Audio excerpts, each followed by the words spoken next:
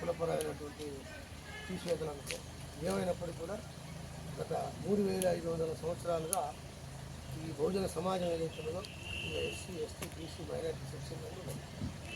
ఈ ఈ జాతుని రాజ్యాధికారులకు రాకుండా రాజ్యాంగం ఈ దేశ ప్రజలకు అనుగ్రహించినటువంటి ఫలాల్ని పొందకుండా అక్కడ కూడా పార్లమెంటుకు అసెంబ్లీ కూడా మళ్ళీ ఉన్నత వర్గాలే, ఏ పార్టీ నుంచి వచ్చినా ఉన్నత వర్గాలే ఉన్నత కులాలే మళ్ళీ రాజ్యాన్ని పరిపాలించుకుంటా రాజ్యాంగం ద్వారా వచ్చినటువంటి ప్రతి ఫలితాన్ని వాళ్ళే అనుభవించుకుంటా మనకేదో భిక్ష చేసుకుంటా మనకేదో వాగ్దానాలు చేసుకుంటా మీకు ఇల్లు కట్టిస్తాం, లేకపోతే గొర్రెలు ఇప్పిస్తాం, బర్రెలు ఇప్పిస్తాం, లేకపోతే మీ పిల్లలకు ఉద్యోగాలు పెట్టమని రకరకాల మాటలలో చేసుకుంటూ ఉద్యోగాన్ని పెంచరు, ధరలు పెంచరు.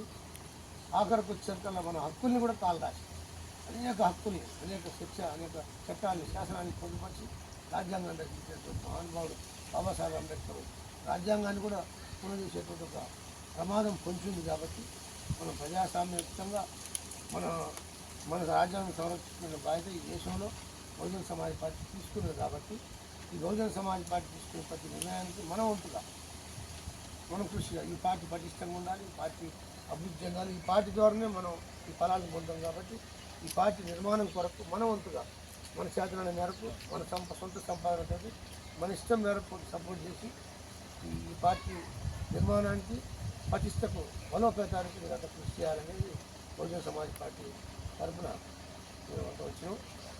జిల్లా కమిటీ ఇన్ఛార్జ్ ఉన్నారు, నియోజకవర్గ అధ్యక్షులు ఉన్నారు.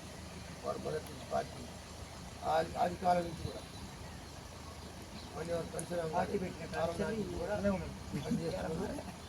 వీళ్ళంతా కూడా ఉన్నాం కనుక 30 ఇయర్స్ ఆ కార్యక్రమం నిర్వహించడంలో భాగంగా మీరు మాకు చేతి కలిపి సపోర్ట్ చేసి స్థాయిలో అందరిగా మన ఒకటి